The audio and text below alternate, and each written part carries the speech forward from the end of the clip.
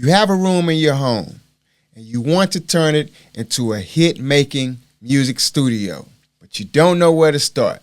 You have the equipment, but you want to set up everything to optimize your creativity and the experience of the artists that will be recording in your studio. Look, I got you. Let's discuss.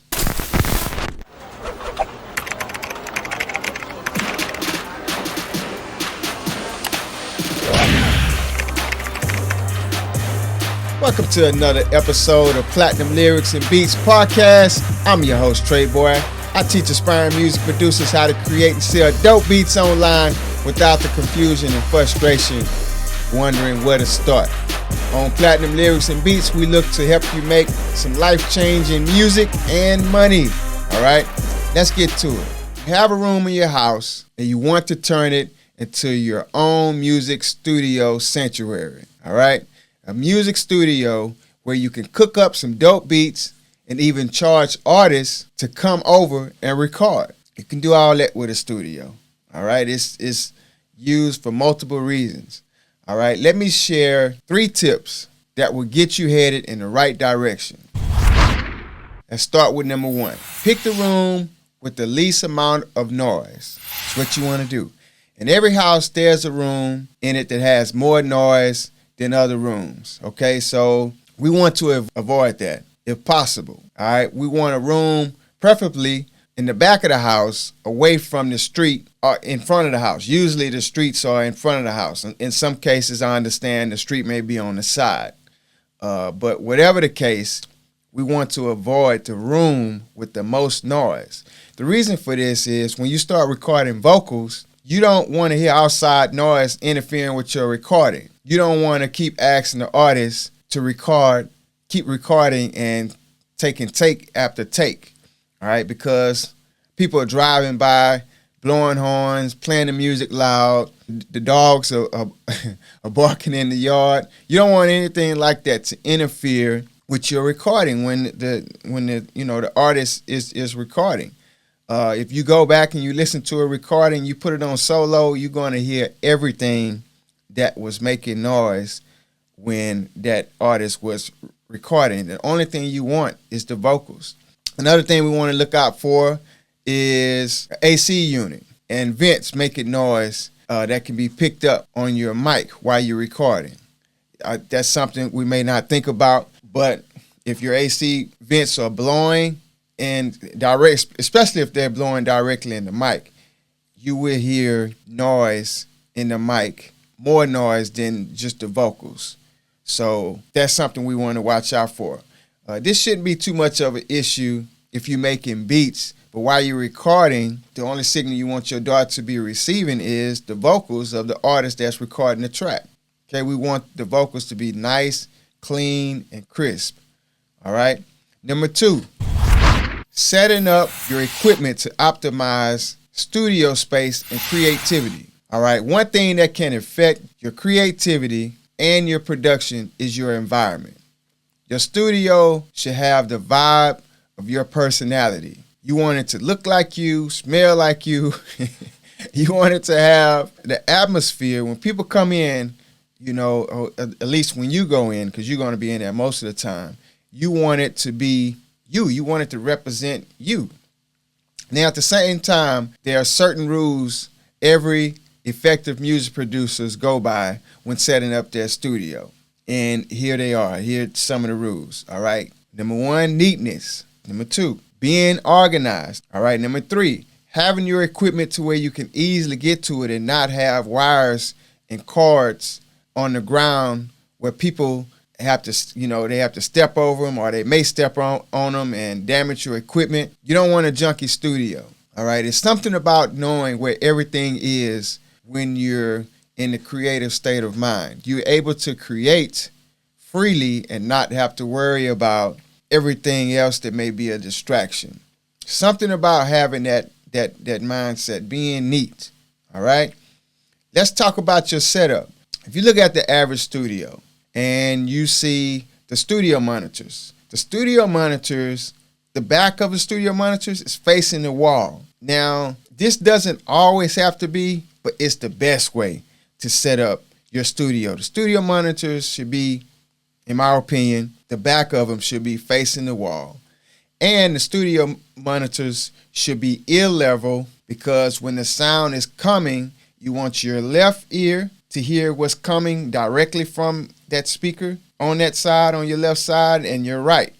All right, so you can hear everything equally. Of course, your MIDI controller and your MPC will be at hand's reach. You know, you don't want to be reaching all over the place for that, because you're going to be using that most of the time.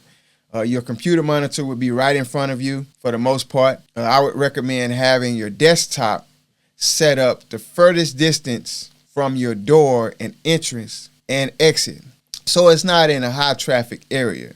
You want to keep that away from everything, somewhere where people are not going to be walking all the time. Now, this is important but simple, okay? Keep all liquids away from your equipment. Shouldn't have to say it, but it's something we don't always think about. Some studios won't even let people come in with a drink. Other studios will allow you to have a drink, but in certain areas. It's totally up to you. I don't have a lot of people in my studio at one time, so I will allow the artist to bring in a bottle of water or a container, you can close. But it has to be placed on the ground or not on a desk where someone can spill it on something. That's the last thing you want. You purchase this equipment, you want to protect it from getting damaged. So the last thing I say about setting up your studio is to invest in some acoustics. Acoustics are the square form phone boxes you see in the studio on the wall, and they keep the sound nice and tight. That's basically what they do, without going too deep into it. You can put up a bass trap. Those are the acoustics that are kind of triangular shape, and they go in the corner. You can put those in the corners, and the flat acoustic panels on the wall, right?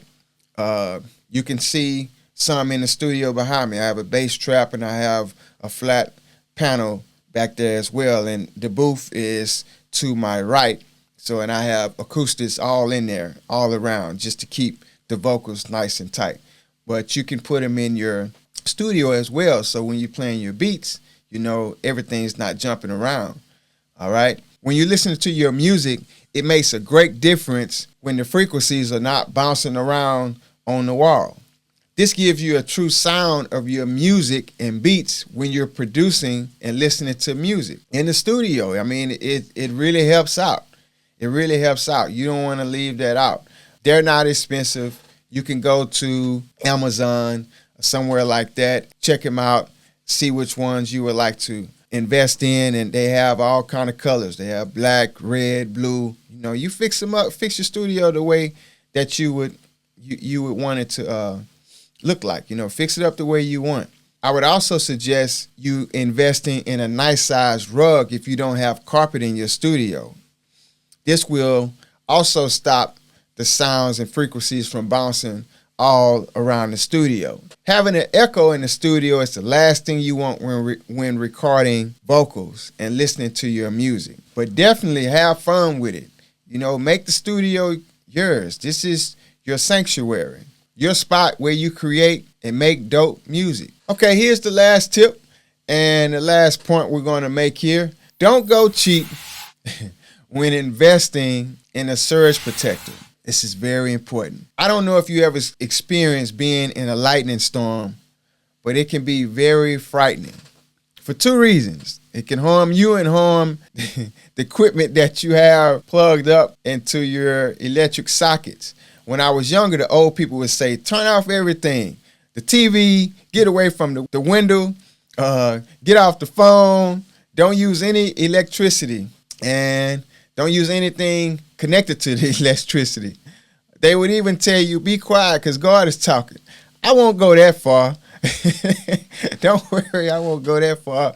But that's, we used to really respect, the old people used to really respect lightning storms back in the day, and we should too. But I don't think it's anything wrong with talking when we have a lightning storm. Anyway, if you don't remember anything else I shared with you in this episode, if you invested hundreds and maybe thousands of dollars in your studio, you don't want to go cheap investing in a surge protector. Investing in the right surge protector can be the difference between saving thousands of dollars and having to spend thousands of dollars, right? If you ever had a question about a surge protector, they do work. I'll be the first to tell you. Now, the lightning strike may destroy the surge protector or blow a fuse, but at least your hard drive, the beats on your hard drive, your computer, your MPC, monitor, and the rest of your expensive equipment you have invested in will be saved. Don't go cheap when getting a surge protector. I won't tell you where to get one from or which one you should get, but you can Google top surge protectors or proven surge protectors and decide which one you want to invest in. They can run anywhere from $50 to $100 to $200. You know, it depends. Read the reviews online and make an educated decision. Go from there. You know, read the reviews. Hey, I've had success using this surge protector. I haven't had any issues. You know, look there first. So let's pick the best room to set up our studio. Let's pick a room with the least amount of noise. Next, we focus on optimizing the space in our studio and setting up everything to enhance the experience of our guests. Third and lastly, we want to protect our equipment by investing in a surge protector that will save all of our equipment and hard work we invested so much time in. Now, if you want to go deeper into what we discussed today, I have a free gift for you. I want to show you everything you need to know on how to start making music, how to get paid from it. All right, I'll show you this in the free video I created for you, the Producer's Blueprint. I'll show you the equipment super producers use to make dope beats, how to create beats from scratch. Like I mentioned before, I create one right in front of you. I give you the formula on how to connect with your fans so you can start selling your beats online and make money from doing so. It's only 30 minutes and it'll get you started in creating beats and making some passive income. Go to AspireProducersLab.com. If you're listening on your favorite podcast or if you listen on the app, you go to AspireProducersLab.com. If you're watching on YouTube, the link is in the description below. That's it for today, friends. Thank you for listening. Subscribe to see the next valuable video and comment below if you have any other tips you would like to share with aspiring music producers. Hit me up with any questions you may have. Help me help you. Let me know what you want to talk about. What would you like to discuss? What would you like me to bring to the show? I pray this will inspire you to get started in your music production career and make some life-changing music and money. Have an amazing day. Let's get it. It's Trey Boy. I'm out.